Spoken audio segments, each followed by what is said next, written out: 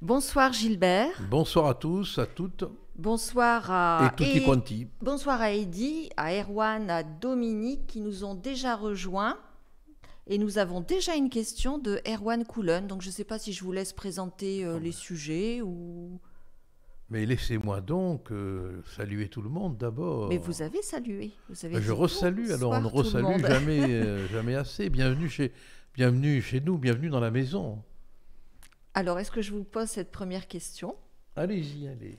Donc il y a des amis qui m'ont envoyé des messages en me disant « Oh, vous n'êtes pas gentil avec Florence, vous la malmenez un peu. » Non, c'est pas vrai.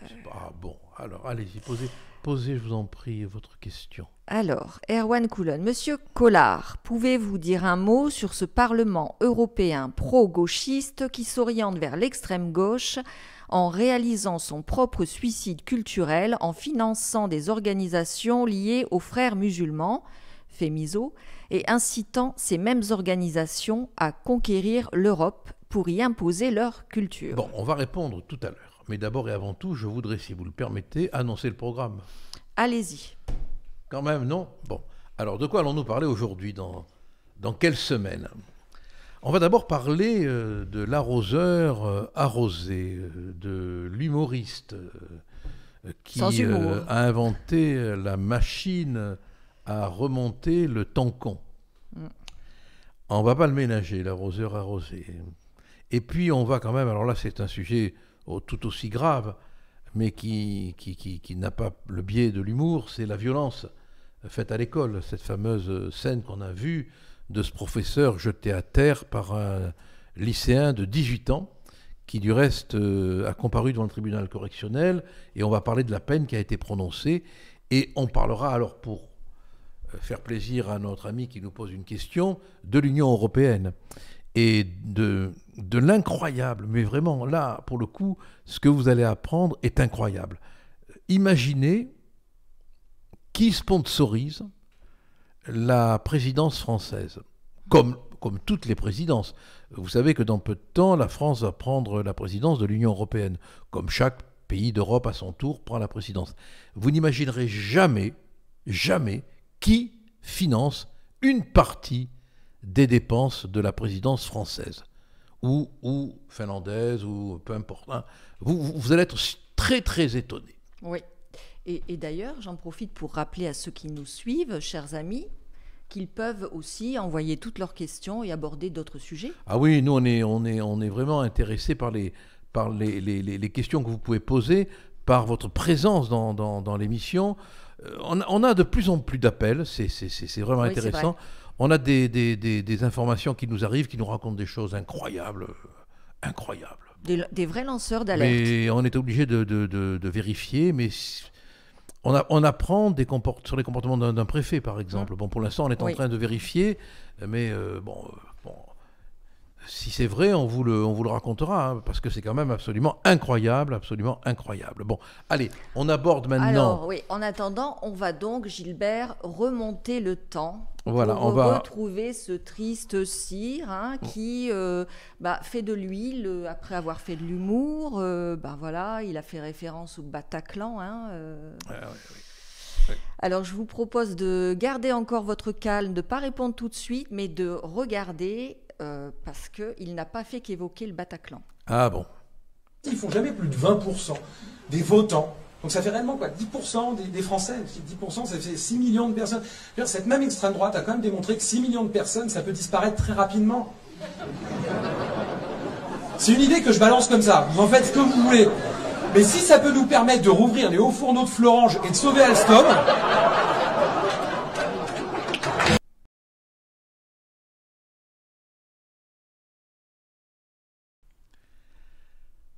Oui, il faut se le farcir. Hein. C'est quand même lourd. Et on appelle ça de l'humour. Oui, c'est curieux. C'est une entreprise de pompes funèbres, son humour. Hein. Alors c'est quand même, il faut le savoir, je dis ça comme ça, hein, c'est un ami de Béla Tarr, alias Béla Tarr, depuis que Nolo a fallu lui en mettre une. Hein. Moi, j'arrive pas à trouver ça... comme de l'humour.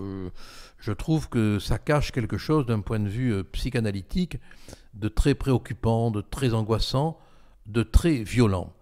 cet humoriste qui porte le nom d'un grand peintre, je crois, Matisse, mais qui est loin d'avoir le talent du peintre, hein. Il est quand même, jusqu'à aujourd'hui, un personnage qui était tout à fait inconnu. On n'avait jamais entendu parler de lui, mais on a l'impression quand même... il valait mieux. Hein. Il valait mieux. Mais on avait l'impression qu'il cherchait, malgré tout, à se faire connaître. Quand on voit son environnement, à part d'être l'ami de Bellatar, c'est 2408 abonnés sur Instagram. Bon, c'est une aumône, quoi. C'est un pauvre, hein. C'est un pauvre de notoriété. Bon, parce que c'est pas de l'humour, quoi. C'est de la méchanceté.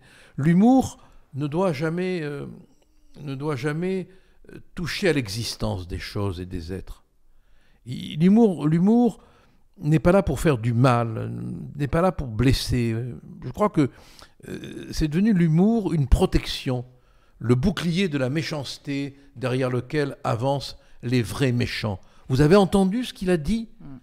Bon.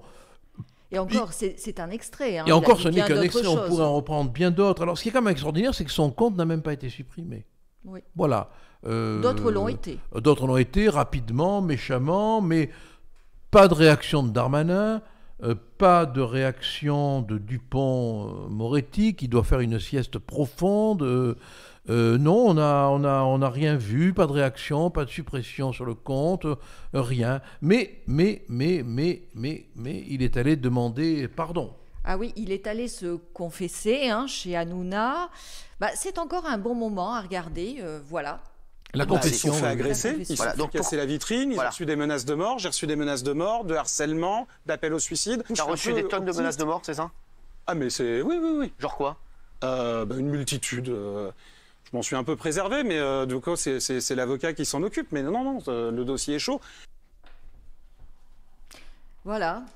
Oui, voilà. Alors, il faut quand même pas oublier non plus que ce charmant humoriste avait dit Mila, qui aimerait dire de la merde sans conséquence. Vous vous rappelez quand il avait dit à propos de Mila, elle aimerait dire de la merde sans conséquence? Eh bien, mon vieux, tiens, voilà, les conséquences sont là. Mais d'ailleurs, on a encore la preuve en image. Ah ben alors là, il faut le regarder. Derrière, elle ajoute non mais moi, je dis ce que je pense, ok, liberté d'expression. Alors, quand tu penses de la merde, souvent, tu dis de la merde. Il y a un effet vase communicant. L'avantage des réseaux sociaux, c'est qu'en face, les gens peuvent répondre. Et là, le problème, c'est qu'elle n'était pas du tout prête à ce qu'on lui réponde, Mila. Non, parce que comme tous les gens qui brandissent l'étendard de la liberté d'expression, c'est-à-dire qu'ils disent des énormes conneries, et puis quand tu leur réponds, ils sont là à dire « Non mais liberté d'expression, ok, il y en a marre !» Oui, alors c'est incroyable, il vient pleurer sur l'éponge de tonton Hanouna pour avoir du réconfort. On le menace. Quand on lui demande de quoi, en fait, il est incapable de le dire. Je ne sais pas si vous avez remarqué. Oui. Il n'est pas capable de le dire. Non, pas capable, non, mais il est menacé. Voilà. Alors il insulte les gens. Moi, je trouve que c'est lamentable de menacer qui que ce soit, bien évidemment. On est d'accord absolument sur ce point. Mais je ne sais pas, j'ai du mal à croire tout ce qu'il raconte, moi. J'ai du mal à le croire. Bon, ce qui est extraordinaire, c'est qu'il trouve encore le moyen, après avoir insulté des gens, après avoir profané le Bataclan, après avoir profané Samuel Paty, il trouve encore le moyen d'aller montrer sa tronche triste et de pleurnicher. Non, mais c'est une époque quand même où le culot remplace tout, quoi. Voilà. Oui, en fait, on a l'impression qu'il est plus soucieux des conséquences sur sa petite carrière que voilà. Et puis surtout, ce qu'il faut bien analyser aujourd'hui, c'est ce bouclier de l'humour dont se protège des sales mecs, quoi. On dit du mal, mais on dit c'est de l'humour, vous comprenez. Bon, c'est de l'humour. Je vous ai insulté, mais c'est de l'humour. Je vous ai piétiné, mais c'est de l'humour. Je vous ai dénoncé, mais c'est de l'humour.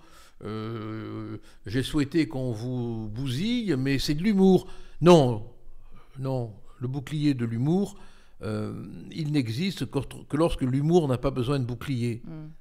Et d'ailleurs, vous vous souvenez aussi de Charline, avec la petite moustache Ah oui, la charmante la charmante, notre journaliste de France Inter, hein, Oui. qui... Là encore, on n'a pas eu beaucoup d'échos. Non, de aucun écho, condamnations, non, hein. les professeurs de morale, les censeurs, les punisseurs n'ont pas bougé, n'ont pas bronché, on n'a pas entendu les condamnations habituelles. Vous savez, selon que votre humour sera de gauche ou de droite, vous serez bien pensant ou mal pensant, vous serez bienvenu ou malvenu. Bon, voilà. Alors on dit qu'il n'y a pas d'humour de droite, mais si, il y a un humour de droite, mais il n'est pas diffusé. Il y a très peu d'humoristes de droite à France Inter. Ou alors ils se cachent. C'est encore de Il se l'humour cache. noir. Oui, voilà. Eddie Pérez a une réaction que vous aviez eue. Il attend toujours la sanction de Dupont et Dupont-Darmanin. Ce n'est effectivement pas de l'humour, dit-il, mais l'expression de la haine criminelle qui anime nos opposants. Oui, c'est quasiment un appel au terrorisme, du reste. Hein. C'est une incitation au meurtre. Hein. Je veux dire, ce qu'il dit appelle à porter le fait. Mais vous me direz, rappelez-vous quand Rikiki Ruquier comparait Marine Le Pen à un étron, ça n'avait choqué personne. Non mais je vous dis, selon que ton humour est de gauche ou de droite, tu peux tout te permettre ou rien te permettre. Tu peux tout dire ou ne rien dire. Et ça contribue quand même à détériorer quoi, la qualité de l'humour. Hein, parce que moi, cette humoriste de France Inter, par exemple, je la trouve pas drôle. Je la trouve pas drôle, mais pourtant, il y a des humoristes qui sont méchants avec des gens que j'aime bien, mais quand c'est drôle, c'est drôle. Bon, moi, j'ai eu ma marionnette au Guignol. Bon. Oui, bon. C'est bon signe quand on. À l'époque, c'était bon signe. Bon, ça me faisait marrer quand c'était drôle. Parfois, ça me faisait pas marrer parce que c'était minable. C'était une autre époque. C'est une époque qui a préparé celle dans laquelle on vit. Oui, quand même, parce que les Guignols n'ont pas toujours été très drôles. Hein. Il faudrait, vous savez, l'épisode du sac de Madame Chirac, par exemple, c'était pas drôle. Hein. Il y a eu des moments où les Guignols ont préparé aujourd'hui. Mais l'équipe des Guignols était vraiment très à gauche. Hein. Gassio qui œuvrait à la tête des Guignols était à l'époque, maintenant il a peut-être évolué, une espèce de censeur de gauche. Donc il y avait aussi tout un message politique qu'ils essayaient de faire passer. Mais parfois, ils arrivaient, il faut le reconnaître, à être très drôles. Mais aujourd'hui, on a du mal vraiment à trouver de l'humour. Hein. Alors quand c'est Bijard qui fait de l'humour, alors tout de suite, tout le monde monte sur ses grands chevaux de l'indignation. On dit Bijard ou Bigard ? On dit Bigard, mais j'aime bien l'appeler Bijard à cause de la d'accord. guerre d'Algérie. C'est un clin d'œil. Ah, vous n'aviez pas vu ? Non. Non. C'est Bigard, bien sûr. Bon, moi j'ai un humour qui est vraiment pas bon. Hein. Non. Soyez pas modeste, Gilbert. Non, ou alors il est trop compliqué pour qu'on me comprenne. Et justement, il y a quand même eu des réactions dans le sens, oui, mais enfin, la liberté d'expression, elle existe en France. Vous trouvez qu'il y a des limites aussi, ou qu'en tout cas, là, on peut même plus parler de liberté d'expression ? La liberté d'expression, elle doit être totale, mais la liberté d'expression, ce n'est pas la liberté d'extermination verbale. Voilà. Quand on parle quand on fait de l'humour et que dans cet humour, il y a une comparaison à un lieu qui est un cimetière de vie et de mémoire, et que on établit une comparaison avec des gens qui seraient proches de quelqu'un pour des motifs politiques, on n'est plus dans l'humour, là, on est dans l'appel au règlement de compte, on est dans l'appel quasiment à l'assassinat, donc c'est un autre registre, c'est insupportable. Et Evelyne Reddy-Tessed refait ce commentaire. Le pire, c'est ceux qui se marrent et qui applaudissent. Oui, ça cache surtout sa sympathie pour les islamistes, sauf que lui le dit sous le couvert de l'humour, ce qui est plus facile pour faire l'apologie du terrorisme. Oui, mais tout à fait, mais c'est... l'humour est parfois le voile derrière lequel se cachent les pires choses. Et ça, c'est un phénomène quand même qui est contemporain. L'humour n'a pas toujours voulu être politique. C'était beaucoup plus subtil, c'était beaucoup plus aérien. On pourrait évoquer toutes sortes d'humoristes, De Vos par exemple, qui était quand même Bedos, même que je n'aimais pas, mais quand même il y avait une recherche, certaine élégance, je trouve. Voilà, il y avait une élégance du verbe, une élégance des mots, et puis il n'y avait pas la haine. Voilà. Je veux dire que à partir du moment où dans l'humour palpite de tous ces points fermés la haine, c'est plus de l'humour. Et l'ami qui nous contacte là a tout à fait raison, tout à fait raison. C'est le point qui permet de définir l'humour de l'absence d'humour, c'est la haine. Alors, bon, c'est vrai qu'on a la nostalgie d'une certaine forme d'humour, mais est-ce que proches, avez-vous jamais vu des proches faire preuve de haine? Est-ce que Coluche sentait la haine? Jamais. Bon, donc je disais que effectivement nous avions la nostalgie d'un certain humour, mais vous ne trouvez pas aussi qu'on a la nostalgie de l'école de notre enfance, si vous voyez ce que je veux dire.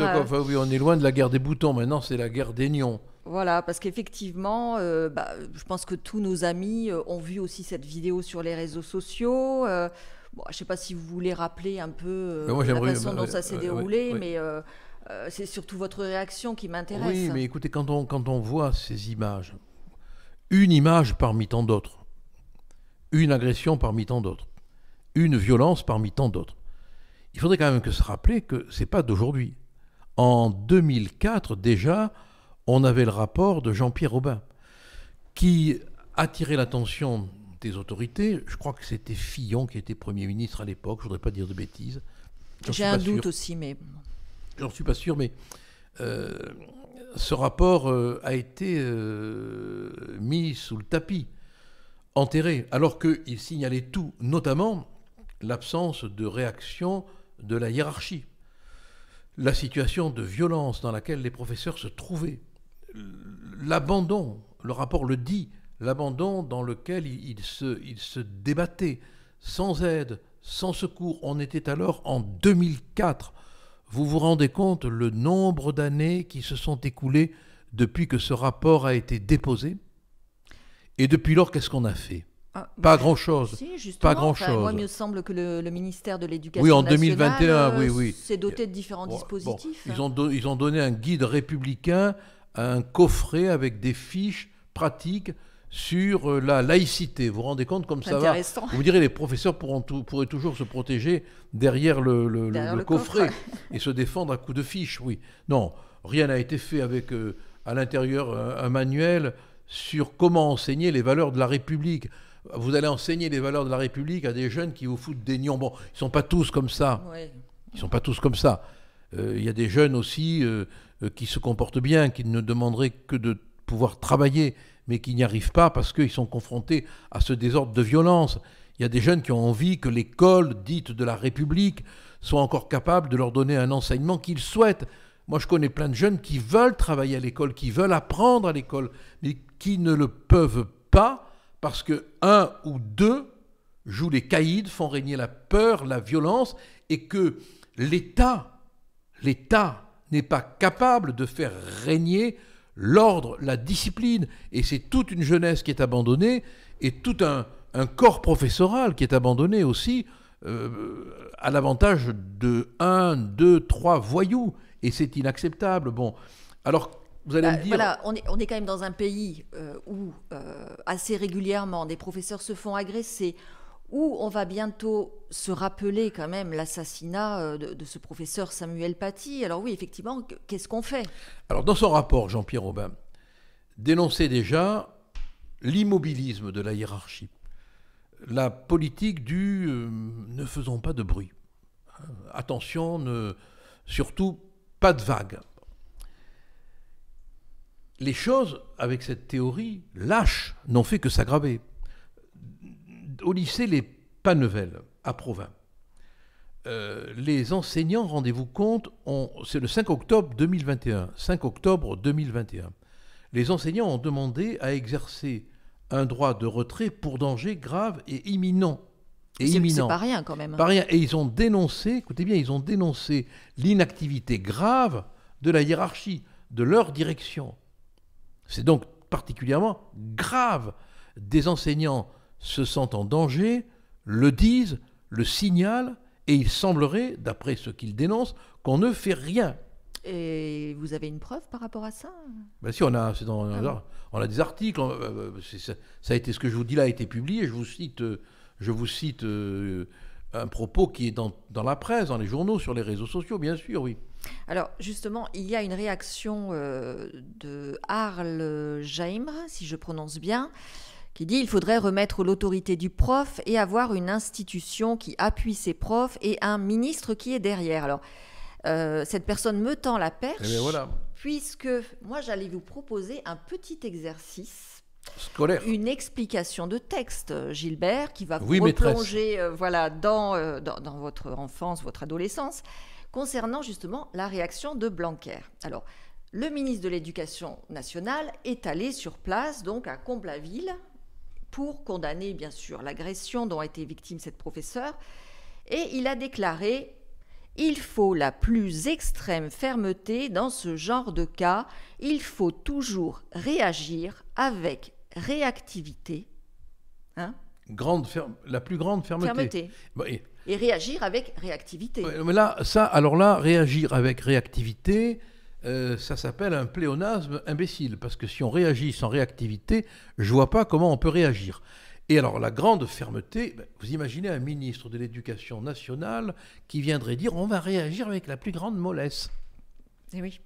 Ah, que c'est étonnant qu'il parle de grande fermeté. Des portes. Ne parlez pas de portes, parce que dans l'affaire de justement, j'étais en train de réaliser que c'était... évitez les portes, oui, évitez les portes, s'il vous plaît. Mais continuez cette lecture, elle m'intéresse. Bon, alors il a poursuivi en disant: la force doit toujours rester du côté du droit. Ah, la force doit toujours rester du côté du droit, bien sûr, à condition que le droit soit doté de la force qui permet qu'on le fasse respecter. Encore une phrase vide de sens. Continuons, là, ça m'intéresse beaucoup, cet exercice. Donc suite de l'explication de texte, le ministre a également tenu à dénoncer une certaine exploitation politique des événements. Évidemment. Ce gouvernement rêve d'une opposition politique muette. On n'a pas le droit de commenter, on n'a pas le droit d'exprimer une opinion. Dès l'instant où on dit vraiment ce n'est pas bien qu'un professeur soit jeté à terre, eh bien on fait de l'exploitation politique. Il faudrait dire on n'a rien à dire, attention, non, parce qu'on ne veut pas exploiter politiquement le fait qu'un professeur ait été frappé. Non, ce serait pas bien d'en parler. Il faut en parler. Alors ils ont trouvé ça d'ailleurs, maintenant. nous en parlons. Non, mais ils ont trouvé ça maintenant. Vous avez remarqué, chaque fois qu'un événement grave se produit, et qu'on en parle, vous avez tous les éboueurs de la politique qui viennent dire qu'on fait de la récupération. Oui. Ce qui est un mot qui est la pire atteinte à la liberté d'expression. Comme ils ont inventé l'islamophobie, ils inventent la récupérophobie. On ne peut plus parler de rien, sinon on fait de la récupération. Eh bien, il faut ne pas se laisser arrêter par cet argument qui est répété à longueur de temps, à longueur de journée. Le champion lourdingue de cette expression, c'est Dupond-Moretti. Lui, récupération tout de suite. Ah, je me disais aussi qu'il y avait longtemps qu'on n'avait pas parlé de Dupond-Moretti. Non, c'est la vérité, c'est tout de suite de la récupération. Bon, je cite un témoignage tout à l'heure, mais j'en retrouve un autre. Nous avons Laurence Rodrigue, qui est professeure d'anglais. Alors, qui a écrit, qui a dit, je la cite, je lis ce qu'elle a écrit, ce qu'elle a dit depuis 2 ans. La situation s'aggrave dans son collège. Le 24 janvier 2021, elle a été agressée par un élève à qui elle avait confisqué son portable. Elle a subi une luxation de l'épaule. L'élève a été exclu 4 jours, dont un samedi et un dimanche. Tu parles d'une punition. Il n'y a pas eu de conseil de discipline. C'est fou. Et elle s'en plaint. Pourquoi ? Parce que le rectorat assure suivre l'affaire de près. Non mais là, franchement, il se moque complètement du monde, quoi. Ça veut dire quoi, suivre l'affaire de près ? Il se moque du monde. Voilà. Là, vous avez fait l'école buissonnière, Gilbert, parce que nous n'avions pas fini l'explication de texte. Ah, pardon. Parce qu'en fait, le ministre nous a invités à rester sereins, serein, oui. d'intérêt général. Oui. Et puis surtout, C'est ça. il a Non, dit- mais quand même, non, serein. Non, mais qu'ils arrêtent de nous seriner. D'abord qu'on ne doit pas récupérer, manière de nous dire fermez vos gueules, et qu'ils arrêtent de nous dire d'être sereins dans des situations où il y a quand même de quoi un peu s'indigner. S'indigner, c'est pas manquer de sérénité, au contraire. On peut avoir l'indignation sereine. Bon, en tout cas, il a continué en disant, attendez, je le cite, « Bien sûr qu'il peut y avoir des violences à l'école et dans la vie de tous les jours. » Gna, gna, gna, gna, gna, gna, gna, gna. Qu'est-ce que vous voulez que je vous dise? Vous avez décidé de m'énerver aujourd'hui. Hein. Enfin, non, mais ça... Mais ça me fait plaisir, je vous vois non, voilà, mais vous quand enflammer. on entend tant de banalité, Redis-moi cette phrase-là, que je la réécoute, histoire de me faire monter le... Oui. Bien sûr qu'il peut y avoir des violences à l'école Vous et vous dans la rendez vie compte de tous les Vous vous jours. rendez compte Bien sûr qu'il peut y avoir des violences, mais le problème, c'est que il y a des C'est violences normal. récurrentes, C'est normal. répétitives. Mais là encore, c'est un troisième facteur que je veux signaler après la récupération, l'islamophobie. Hein, c'est ça. Voilà. La tentative de banaliser toute chose. Les violences, c'est banal, ça peut arriver. Non, moi je suis désolé, mais de mon temps, on ne levait pas la main sur un prof. Et du vôtre, qui est beaucoup plus ancien. Oh, j'aurais jamais osé. Voilà, bon, et ce qu'on apprend par le rapport Aubin et ce qu'on apprend par les témoignages qu'on a pu lire, on en a cité 2, mais on aurait pu en citer des cinquantaines, c'est que tous les professeurs, ils le disent, ils vont à l'école la peur au ventre, sont quand même constamment soumis à des situations de violence. Sachez quand même que le jeune en question a été puni. Oui, c'est ça. J'allais vous voilà. poser la question. Alors, il a été savoir ce que condamné vous à 5 mois de pensiez. prison avec sursis. Mm. Il a 18 ans. Oui. Il est donc passé devant le tribunal correctionnel et devant le tribunal correctionnel de Melun, qui l'a condamné à 5 mois d'emprisonnement, C'est ça. je le dis, avec sursis probatoire de De 2 ans. Voilà. Et plus 140 heures de travail d'intérêt général, un stage de citoyenneté, et une interdiction d'entrer en contact avec la professeure. Ça, c'est une très très bonne chose parce que ça va obliger le collège, le rectorat, à déplacer cet élève. Plus une obligation de soins psychologiques, Oui. notamment pour une addiction au cannabis. Une obligation de époque, hein. formation et de suivre sa scolarité. En tout cas, Alors, est-ce que- les est-ce magistrats, que là, c'est, quand même, ont été, voilà, est-ce que c'est ont été ferme relativement fermes. Oui. Oui.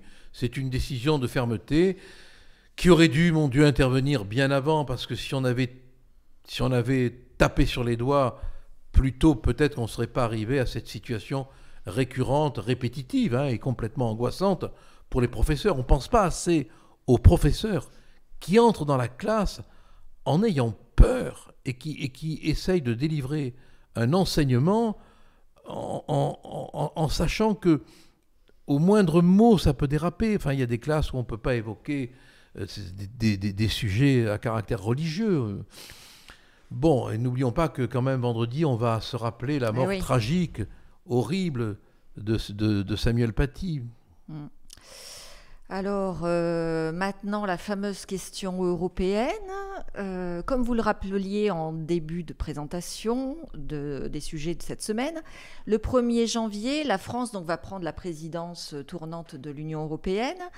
Et savez-vous comment elle va financer une partie des frais engagés? Je pose la question à ceux qui nous regardent et puis je vous pose surtout la question en tant que député européen. Oui, alors est-ce que vous savez, mes amis, comment la présidence par la France, mais ça peut être vrai pour toutes les autres nations de l'Union européenne, va financer une partie de ses dépenses de présidence? Oui, des exemples. Alors, des exemples. Eh bien, elle va faire appel, tenez-vous bien, à des entreprises privées, pour alléger la facture. Bruxelles, en effet, ne paie qu'une petite partie de la note. Alors, chaque pays qui prend la présidence de l'Union européenne paye ses réjouissances, finance sa tambouille, comme il veut et comme il peut. Vous voulez des exemples? Oui. Je vais vous en donner. Ces dernières années, Mercedes, Audi, Microsoft, DHL ont sponsorisé l'Union européenne, la présidence tournante de l'Union européenne. Et en 2019, énorme, énorme, la Roumanie, la présidence roumaine, donc, a été sponsorisée par Coca-Cola, et on a vu dans la salle du Conseil des ministres un pouf, des poufs à l'image de Coca-Cola, et partout, des bouteilles de Coca. C'est ça, l'Union européenne, vous vous rendez compte? Mais je suppose que nos amis qui entendent cela ne le croient pas. Ils doivent se dire, ils ont bu trop de Coca sans cola, ou trop de cola sans Coca. Vous n'en recevez pas, vous Non, pas du tout. Non, envoie pas des caisses de Coca. Pourtant, Et la Finlande, je sais que vous aimez le Coca. Et la Finlande, elle a été sponsorisée par BMW, Mais la France, toujours morale, dit qu'elle... Elle va déroger à cette règle. Voilà, elle dit qu'elle n'acceptera qu'un soutien matériel. Ah. Voilà, il faut... C'est Renault, c'est Renault qui va financer... C'est une nuance. C'est Renault qui va financer la présidence de la France. En 2008, écoutez bien, en 2008, la précédente présidence française a été sponsorisée par Renault, qui avait prêté 140 véhicules. Et Areva, ça ferait plaisir à Madame Hidalgo, ça qui adore ça, a illuminé la Tour Eiffel. Voilà. Une utilisation des fonds intéressante. Hein. Mais, non, pas intéressante. Mais à quoi ça sert, ces sponsors? Est-ce qu'il n'y a pas de danger? Voilà, la question qu'il faut se poser, c'est quand même que cette Union européenne ouverte aux quatre vents des lobbies de toutes sortes est une Union européenne qui est complètement soumise, finalement, aux grandes entreprises, aux grands monopoles industriels et commerciaux, et qu'on a réellement affaire à une Union européenne. C'est le signe clinique évident du très grand capital, pas comme Marx le concevait, il serait dépassé. Non, ils sont dans l'Union européenne, ils commandent l'Union européenne. C'est une Union européenne des grandes entreprises internationales, d'où l'importance, la puissance des lobbies. Et même quand on voit des lobbies condamner la pratique, on se demande si ce ne sont pas d'autres lobbies qui ne veulent pas prendre la place des lobbies. C'est énorme de voir ça. Quoi, oui, avec des risques de collusion d'intérêts. Attendez, mais dis-moi qui paye les musiciens, je te dirai qui choisit la musique. Hein, bon, et cela passe inaperçu. Je veux dire, il n'y a pas d'analyse de fond, il n'y a pas de réflexion politique, éthique, sur le fait que les lobbies constituent à ce point une puissance. Alors bon, on va suivre ça quand même avec attention, hein, parce qu'on ne sait pas encore finalement s'il va y avoir sponsoring, qui vont être les sponsors. Mais on va suivre. Vous n'avez rien compris à tout ce que je vais dire. Mais si. C'est évident que le si, parce qu'à un moment donné, la France a dit qu'elle allait accepter du matériel. Vous savez quel pays a renoncé oui, je le sais. L'Allemagne. Ah, et je vais vous dire pourquoi elle a renoncé, l'Allemagne, au sponsoring. Alors, je vous laisse le choix entre trois solutions. Allez-y. 3 réponses, pardon. Alors, la première, l'Allemagne a renoncé par morale. La deuxième, l'Allemagne a renoncé par éthique. La troisième, oui. l'Allemagne a renoncé par principe. Et la quatrième, il en fallait 4, l'Allemagne a renoncé parce qu'elle ne pouvait pas faire autrement. Je ne sais pas, est-ce qu'il y a 1 million d'euros à gagner? Parce que vous savez, c'est comme l'émission de Foucault. Non, il y a toute l'estime des gens qui nous regardent. Et Dieu sait qu'elle est importante. Bon, alors, si je connais la réponse, parce qu'en fait, c'était en pleine période de pandémie, donc c'était en distanciel. Donc on était en période... Est-ce que ça ne serait pas une solution, ça? Voilà, on était en période dite distancielle pendant la pandémie, donc l'Allemagne n'a pas pu se faire sponsoriser. Voilà. Elle n'a même pas eu l'idée de demander aux opérateurs qui travaillent dans le distanciel de l'aider. Voilà où on en est. Alors, ça, c'est un aspect de l'Europe quand même qui doit être dénoncé et démasqué. Alors, je vois la remarque d'Erwan Koulen, qui n'est pas d'accord avec ce que vous avez dit sur la sanction par rapport à ce jeune Yassine. donc qui est tombée aujourd'hui, là, cette sanction, elle est trop faible, juge-t-il. Cela montre que l'éducation nationale s'en fout et que les jeunes continueront à frapper les professeurs. Ça ne leur fait pas peur. Moi, je sais pas, j'avais l'impression que c'était... Mais parce qu'il a raison, notre ami, de dire cela, mais il ne sait pas les sanctions qui sont prononcées d'ordinaire. Oui, voilà, c'est ce que j'allais dire Par rapport à la pratique, par rapport à la pratique habituelle, c'est une sanction sévère. Si on compare cette décision aux autres qui sont prononcées, on se rend compte que le tribunal, là, a voulu marquer le coup, bien évidemment, bien évidemment. Je rappelle quand même, sauf erreur de ma part, que le gifleur de Macron était allé en prison tout de suite, lui. Oui, oui, c'est ça. Bon, un professeur, ça vaut un président de la République. C'est clair. Dans le panthéon des dignités républicaines. Alors là, effectivement, il y a une petite différence de traitement, mais pour répondre très clairement à notre ami, c'est par rapport aux décisions habituelles que c'est une décision étonnante. Parce qu'en général, c'est des travaux d'intérêt généraux, une amende ou 2 mois de prison avec sursis. Quand c'est pas 1 mois de prison avec sursis, mais pensons à la gifle. Pensons à la gifle. Le gifleur, il était en prison le soir même. Alors, Erwan, justement, avait une question en début d'émission, vous vous souvenez, c'était à propos du Parlement européen pro-gauchiste qui s'oriente vers l'extrême gauche en réalisant son propre suicide culturel, en finançant des organisations liées aux frères musulmans et en incitant ces mêmes organisations à conquérir l'Europe pour y imposer leur culture. Alors voilà. À partir du moment où les lobbies sont le cheval de Troie de tous les intérêts financiers, que derrière les intérêts financiers, il y a tout, souvent le pire, presque toujours le pire, bien évidemment qu'on peut se poser des questions. Bien évidemment, on peut se demander quel est le rôle des lobbies, quel est le rôle de toutes ces organisations dites non gouvernementales qui en réalité peuvent être par le biais des subventions, par le biais des aides d'État, des organisations gouvernementales qui ne disent pas leur nom. On s'est fait posséder par ces mécanismes qui n'ont pas été étudiés, mais il faudrait